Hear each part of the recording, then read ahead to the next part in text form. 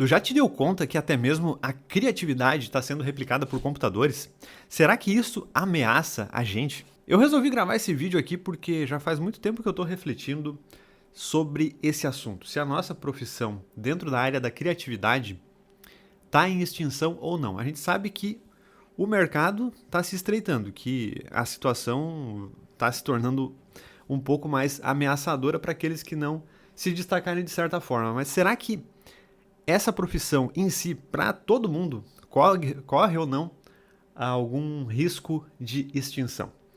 Eu acho que para a maioria daqueles que estão assistindo esse vídeo, essa também é uma pergunta bem pertinente, bem interessante. Mas vamos lá. O que eu cheguei de conclusão dentro dessa minha reflexão é de que, na verdade, essa profissão sempre correu um grande risco. Mas por que eu penso dessa forma? Porque a gente tem que fazer uma análise de que quando tu quer começar uma profissão, quando tu quer entrar num mercado, tu tem sempre uma barreira. Seja essa barreira em relação à ferramenta, seja em relação ao aprendizado ou até mesmo outra coisa. Vou dar um exemplo bem simples aqui. Tu quer começar a trabalhar como eletricista. Tu precisa, obviamente, saber sobre elétrica e tu precisa ter as ferramentas mínimas para poder exercer essa profissão. E para tu aprender essa habilidade técnica, tu precisaria talvez fazer um curso, tu precisaria trabalhar com um eletricista como um auxiliar dele, ou até mesmo mexer na elétrica da tua casa, o que até poderia te colocar em risco caso tu não tivesse um conhecimento prévio. Além de que, como eu comentei, tu precisaria ir atrás de ferramentas, alicate, chave de fenda, uma caixa de ferramenta, equipamento de segurança e tudo mais. Agora, para começar a trabalhar na nossa área de criação, de design e edição de vídeo, o que tu precisa? Tu precisa basicamente de vontade e de um computador que rode o mínimo de programa necessário. Isso quer dizer que se tu tem ali um guri de 10 anos, ele pode tentar começar a trabalhar como editor e como designer. E, de certa forma, ele pode se tornar o concorrente de alguém que não se destaca no mercado, por mais bizarro que isso possa parecer. Então, é óbvio pensar que para todo mercado existe a concorrência e existe aquela lei de oferta e demanda, mas para esse nosso mercado, tudo isso se torna muito mais complicado porque essa porta de entrada é muito simples. Só que o que eu acho que está se tornando cada vez mais assustador é que esse processo vem ficando cada vez mais rápido por conta da inteligência artificial. Então não é que a IA faz com que o mercado fique mais competitivo por si só. A IA faz com que tudo aconteça mais rápido. E o mercado, com o passar do tempo, fica mais competitivo. Então essa aceleração que gera esse efeito pra gente. Porque antigamente a gente falava que qualquer tipo de serviço que precisasse de algum tipo de tarefa automatizada ou repetitiva poderia ser ameaçado pela inteligência artificial.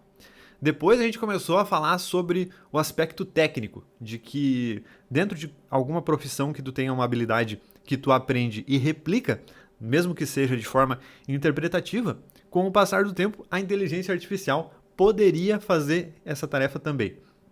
Só que por muito tempo, e até um pouco por conta de inocência, o pessoal de criação, designers, editores e até mesmo artistas, eles sempre tentaram criar uma redoma em torno desse universo, dizendo que a inteligência artificial e o computador nunca conseguiria replicar a criatividade humana.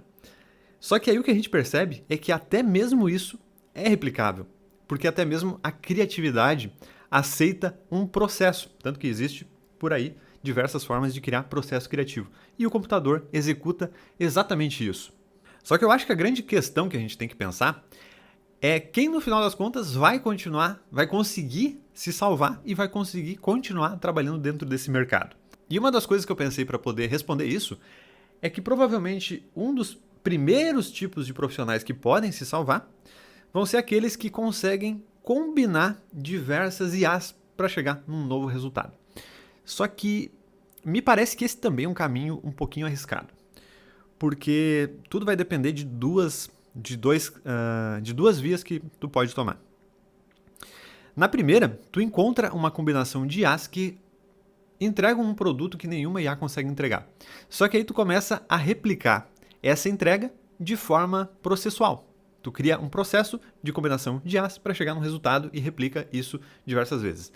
Me parece muito óbvio que a qualquer momento outra IA pode chegar e fazer isso de forma automatizada. Inclusive já existem diversos sistemas de combinação de IAs que fazem exatamente isso. Então essa ideia que tu possa criar, ela se torna muito frágil, porque a qualquer momento alguém pode replicar isso de forma automatizada, colocar em lote e fazer muito mais barato do que tu faz, que é justamente o mesmo efeito que a gente tem lá quando a gente fala sobre o sobrinho que começa do nada e cobra barato e atrapalha o teu trabalho. Então isso me parece também uma escolha arriscada. Só que para mim também existe o outro caminho, que é o caminho de extrair ao máximo o que uma inteligência artificial é capaz de fazer. E é justamente o que já valorizava o profissional que se sobressaía no mercado. Pegar uma ferramenta e tirar o máximo dela. Conseguir fazer com que ela gere resultados que, de forma nativa, ela não consegue fazer. Só que a grande jogada desse momento é que esse posicionamento ele não pode ser mais um posicionamento estático. Tu não pode encontrar uma resposta para alguma pergunta ou para algum problema e achar que isso vai te dar uma garantia a longo prazo. O que tu precisa é se posicionar como alguém aberto a solucionar cada vez mais coisas utilizando a inteligência artificial. Porque essa solução que tu cria hoje, pode ter certeza que daqui a um tempo ela também vai funcionar de forma automática. Então tu precisa estar além do teu tempo, tu precisa estar sempre pensando um pouco a mais. O que eu posso extrair dessa ferramenta que ela não faz hoje? O que eu posso entregar mais? Só que, como eu falei, essa é a mesma lógica que a gente usava antigamente para mexer no Photoshop ou para mexer no After Effects. Entregar um resultado que a ferramenta de forma nativa não consegue. Porque também existe um viés muito importante que já vem surgindo, mas com certeza, quanto mais a inteligência artificial prosperar e evoluir, mais esse viés também vai se fortalecer, que é a valorização por aquilo que é de fato humano.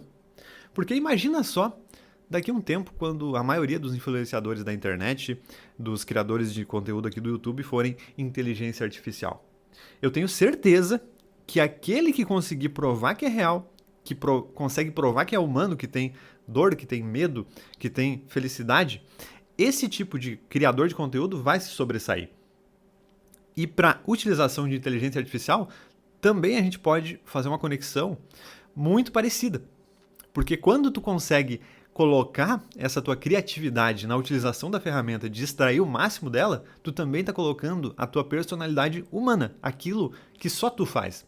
É como se fosse um estilo próprio de um artista. E aí entra uma coisa também muito importante, porque a gente está numa fase que não tem como a gente lutar contra isso. Não tem como a gente chegar aqui e dizer somos contra a IA, somos a favor do trabalho artístico humano e, enfim, e tentar romantizar tudo isso que está acontecendo. Não adianta ir contra. A gente tem que tentar ir a favor. Só que aí é que entra a grande questão de tudo o que eu estou falando aqui. Tu vai te posicionar como alguém que vê a inteligência artificial como aliada ou como concorrência? Porque se for como concorrência, tu tá perdido. Porque não tem como tu correr junto com uma inteligência artificial, com um computador que trabalha, que não precisa dormir, que não precisa se alimentar. Não tem como tu correr mais contra isso. E aí a chave para isso tudo é que, de certa forma, todo mundo que queira trabalhar com inteligência artificial vai ter que desenvolver em si uma certa visão empreendedora.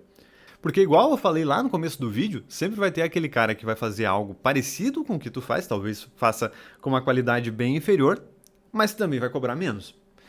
E se tu tem uma visão empreendedora, tu pode pensar que tu pode contratar esse cara para trabalhar contigo e tu pode melhorar o trabalho dele através da tua visão, que é única. E com a inteligência artificial é exatamente a mesma coisa. Tu tem um possível concorrente que vai cobrar mais barato do que tu faz e que vai fazer com muito mais produtividade do que aquilo que tu consegue entregar com a limitação humana. Só que tu pode enxergar essa ferramenta, essa máquina, como um possível funcionário teu, que inclusive tu pode sim treinar para executar o teu trabalho do jeito que tu quer, mantendo a tua personalidade única.